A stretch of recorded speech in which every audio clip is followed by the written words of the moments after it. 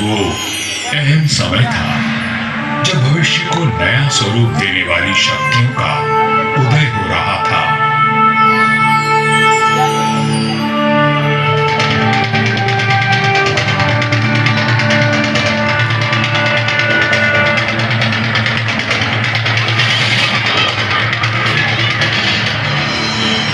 लोधी राजवंश ने दिल्ली की गद्दी संभाली। मध्य एशिया में बाबर का जन्म हुआ और राठौर कुलगौरव राव जोधा जी ने मेहरानगढ़ दुर्ग की नींव डालकर जोधपुर नगर की स्थापना की। 1459 ईस्वी में बना मेहरानगढ़ उत्तर भारत की राजनीतिक सरगर्मियों का साक्षी भी रहा और केंद्र भी।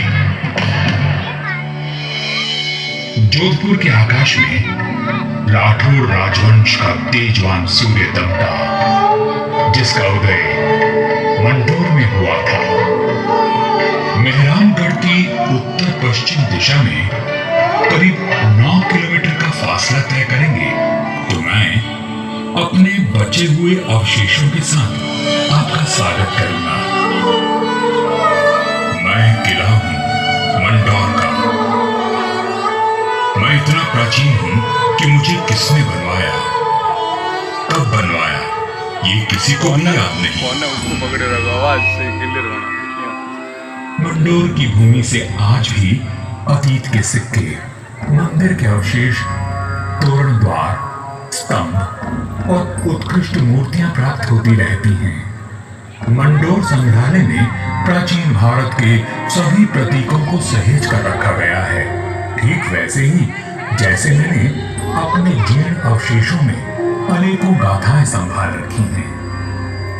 अरावली की पहाड़ियों से घिरा मंडोर नगर मांडव्य ऋषि की तपोभूमि था और इसका प्राचीन नाम मांडव्यपुर था। महाभारत काल में यहां नागवंशी ने राज किया और फिर गुप्त वंश ने इसे अपने बाहुबल से जीता। चौथी व छठी शताब्दी में हूणों का आगमन हुआ तथा परमारों ने इनके वैभव को बढ़ाया।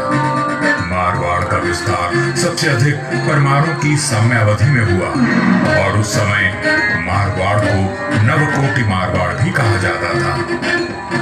तो 7वीं शताब्दी में प्रतिहारों ने यहाँ अपना साम्राज्य स्थापित किया और यहाँ के वैभव को बढ़ाया।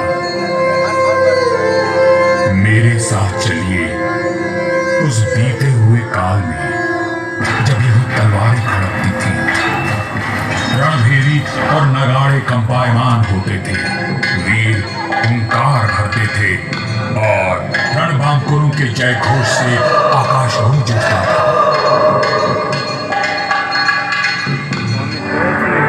सन 1394 ईस्वी परिहारों की शक्ति अस्त हो रही थी। गुजरात के सूबेदार जफर खान ने दिल्ली की कमजोर सल्तनत के चलते मंडौर और नागौर को अपने कब्जे में ले लिया था। अब मेरी चार दीवारी में परिहार नहीं, तुर्क आ बसे थे। जफर खान का हाकिम ऐबक खान मंडौर दुर्ग का किलेदार था, जो आए दिन अपनी क्रूरता का प्रदर्शन करता रहता था।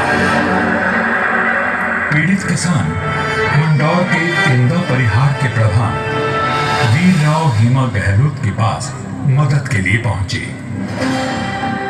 राव हेमा जी, ये तुर्क हमसे मनमाना लगान वसूल करते हैं। आए दिन हमारी गायों को चुरा कर ले जाते हैं और अब अपने घोड़ों के लिए घास से लदी गाड़ियां मांग रहे हैं। हम तो बर्बाद हो जाएंगे। अपनी शक्ति पर इतना अभिमान कि उसे 3 किसानों पर आजमा रहा है। भैरू जी की सौगंध, जुल्म करने के लिए अब ऐबक खान जिंदा नहीं बचेगा।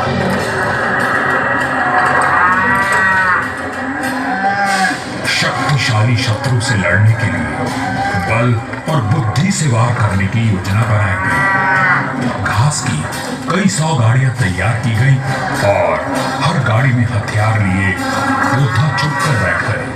गाड़ियां जैसे ही किले के भीतर पहुंची, क्षत्रियों ने नारा लगाया, आयो लड़ो फतेह कर दो, आयो लड़ो फतेह कर दो।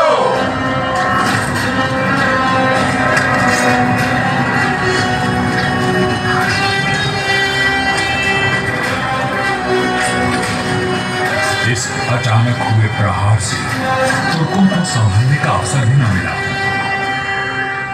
वीर हेमा गहलोत, समरशूर राव चुंडा राठौड़ और मारवाड़ के वीरों की प्रतापी तलवारें लहराईं तो शत्रुओं के सिरों के ढेर लग गए।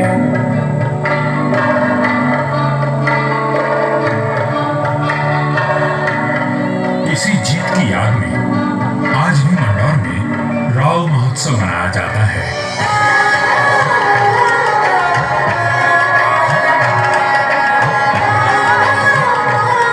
हर वर्ष होली के दूसरे दिन निर्भीक, साहसी हेमा गहलोत और सभी वीरों को याद किया जाता है और बाबा भैरवनाथ जी की पूजा की जाती है, जिनके आशीर्वाद से वीर विजय हुए थे। मंडौर विजय के बाद भी इंदा परिहार का मन अशांत था, क्योंकि ये नगर शत्रुओं से घिरा हुआ था। तब उन्होंने शक्तिशाली राठौड़ वंश को राज सौंपने का निश्चय किया। इंदा के मुखिया राय धवल ने अपनी पुत्री का विवाह राव चुंडा से करवाया और दहेज में मंडौर का दुर्ग दे दिया गया। राव हेमा गहलोत ने राव चुंडा का राय तिलक किया और भाटों में मंगल गान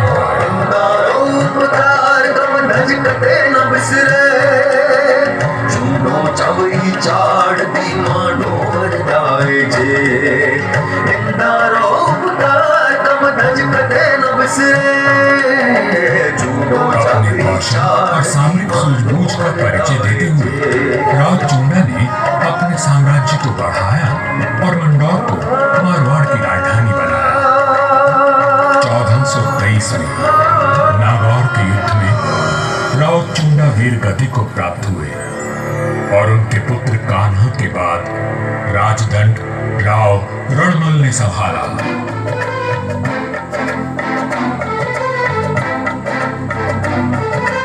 मारवाड़ और मेवाड़ में घनिष्ठ संबंध थे, परंतु मेवाड़ नरेश राणा कुंभा के कान भरने लगे थे।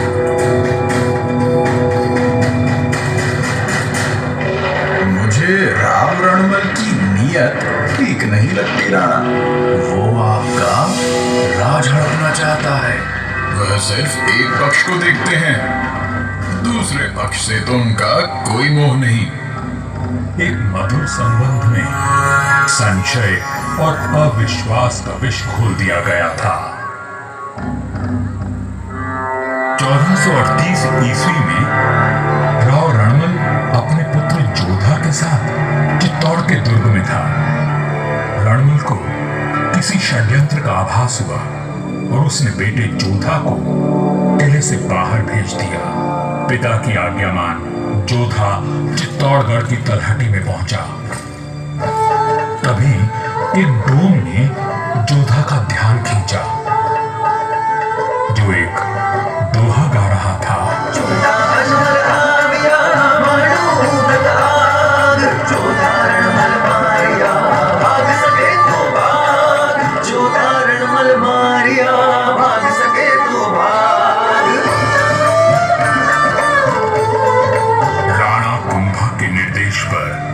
चुंडा ने राव रणमल की हत्या कर दी थी।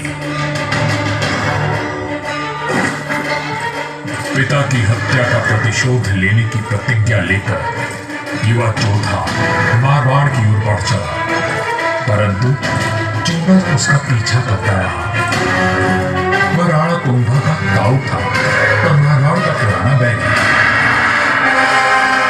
काल बनकर मेवाड़ की विशाल सेना जोधा के पीछे पड़ी थी और वीरों का वंशज अपने 700 स्वामी भक्त लड़ाकों के साथ उनसे जूझ रहा था।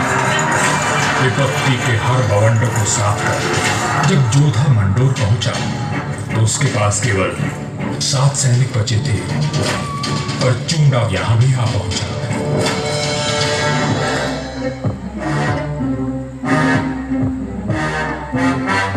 चूंडा बोला, मंडोर किले का कोना कोना छान मारो। रणमल ने मेरे भाई राघव देव को मरवाया था, मैं उसके वंश का नाश कर दूंगा। हुजूर, जोधा जांगलू प्रदेश की ओर भाग गया है। आप कहें तो उसका पीछा करें। रहने दो, वहां रेतीले टीलों में भटक कर वो खुद ही मर जाएगा। तुम राणा कुंभा के पास संदेश भिजवाओ, मंडोर पर अब हमारा राज है। पिता की निर्मम हत्या की पीड़ा और राज खो देने का अपमान लिए जोधा भटक रहा था। हरों शत्रु घात लगाए बैठे थे, पर जुझारू जोधा ने आस और विश्वास नहीं खोया। 15 वर्षों तक संघर्ष और अथक प्रयास करने के बाद जोधा ने दुर्भाग्य को जीत लिया। चूंडा की मृत्यु हो चुकी थी और मंडोर को राज जोधा ने फिर से जीत लिया था। समय बदल रहा था और देश पर विदेशी आक्रमणकारियों का संकट घेराया था। ऐसे में एक दूसरे से लड़ने के बजाय मारवाड़ और मेवाड़ ने संधि कर ली।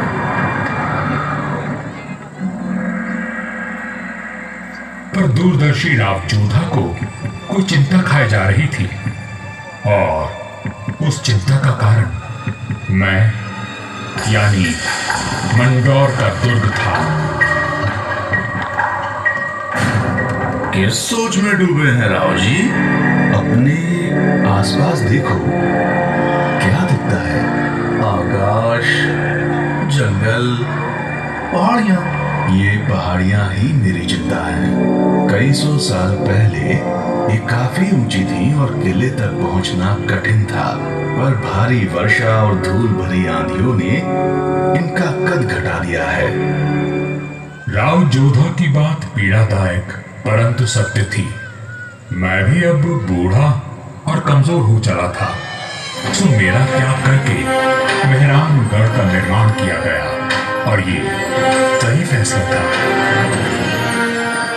भारत में जब मुगलों का आगमन हुआ तो राठौड़ राजवंश ने उनसे सीधी टक्कर ली और हार माने बिना संघर्ष करते रहे। इस सब में मेहरानगढ़ ने प्रमुख भूमिका निभाई।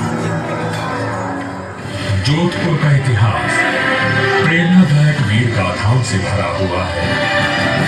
त्याग और देशभक्ति के कीर्तिमान स्थापित करके इतिहास में अमर हो जाने वाले वीरों ने जोधपुर का सर सदा ऊंचा रखा है।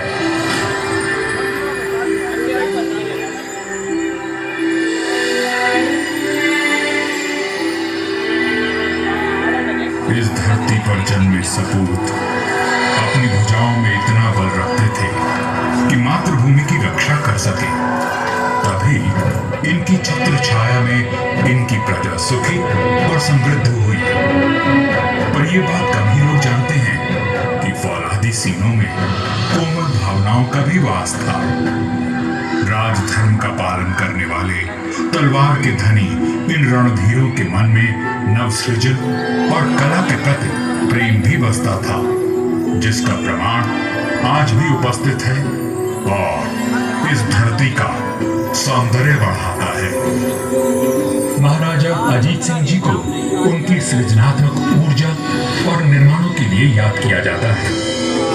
उन्होंने देवी देवताओं की साल, अजीत पुल, मय पुल और एक खंबा महल बनवाया एवं भेरू बावड़ी और भेरू मंदिर का जीर्णोद्धार करवाया। उन्होंने अपने पिता महाराजा जसवंत सिंह जी के भव्य देवल का निर्माण भी करवाया, जिसके विशाल स्तंभ एवं गर्भगृह का अलंकरण दर्शनीय है। सभा मंडल का दृश्य पौराणिक आख्यानों का स्पष्ट दर्शन देता है। प्रस्तरों पर उत्कीर्ण भाव भंगिमाएं शिल्पकला का श्रेष्ठ उदाहरण है। महाराजा जसवंत सिंह जी द्वितीय ने मंडौर को दर्शनीय बनाने पर विशेष ध्यान दिया। उन्होंने मंडोर बाग में 100 से अधिक प्रजाति के वृक्ष लगवाए जो उद्यान की अहमियत को और अधिक सुंदरता प्रदान करते हैं।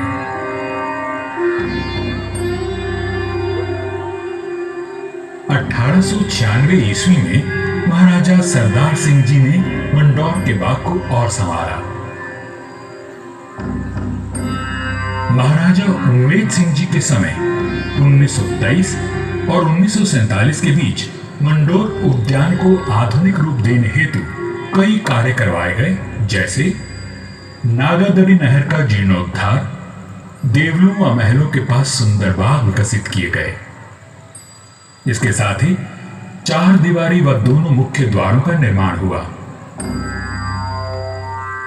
मारवाड़ नरेश राव गंगा राठौर जी ने कहा था, नाम तो गीतड़ा या भीतड़ा सूर्यवैल। युगों तक मनुष्य की ख्याति या तो साहित्य सृजन से अथवा बड़े बड़े निर्माण कार्यों से रहती है। राठौड़ राजवंश अपने पराक्रम और निर्माण के लिए अमर रहेगा। मंडौर में स्थित थड़ों एवं देवलों पर बनी अद्भुत मूर्तियां शिल्पकला की नायाब मिसाल है। मारवाड़ के सर्वाधिक शक्तिशाली नरेश राव मालदेव जी से लेकर महाराजा अजीत सिंह जी के देवल आज भी सुंदर नक्काशी एवं बेजोड़ वास्तुकला की छाप छोड़ते हैं।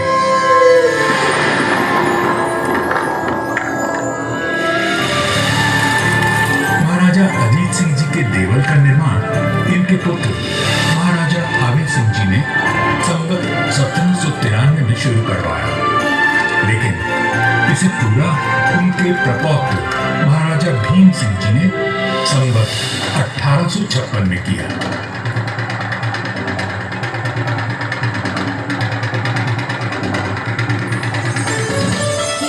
यह राजस्थान के समस्त देवलों में न केवल भव्यतम है, बल्कि अपनी कलात्मकता को सहेजे तत्कालीन शिल्पकला का विलक्षण उदाहरण है। 4 भव्य द्वारों एवं 4 सभा मंडपों से सज्जित यह देवल शैव धर्म की महत्ता को दर्शाता है।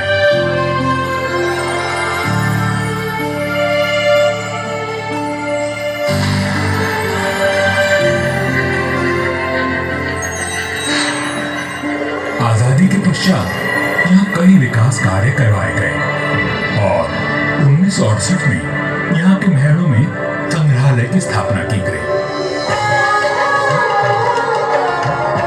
यहाँ जन्मे वीरों और स्वामी भक्तों की मिसाल युगों तक कायम रहेगी। जब वीरपुरी और नागपंचमी को यहाँ विशाल जनसमूह उमड़ता है, तो आज भी हमारे आत्मीय संबंध जीवित हो उठते हैं।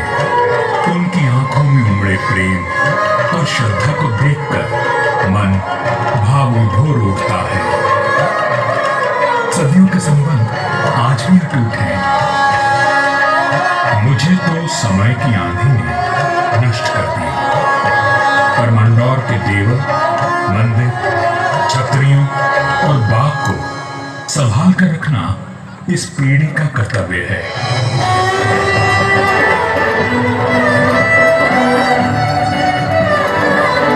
मंडौर दुर्ग है साक्षी, करता गौरव गान, कैसे कैसे वीर हुए, थी कैसी उनकी शान।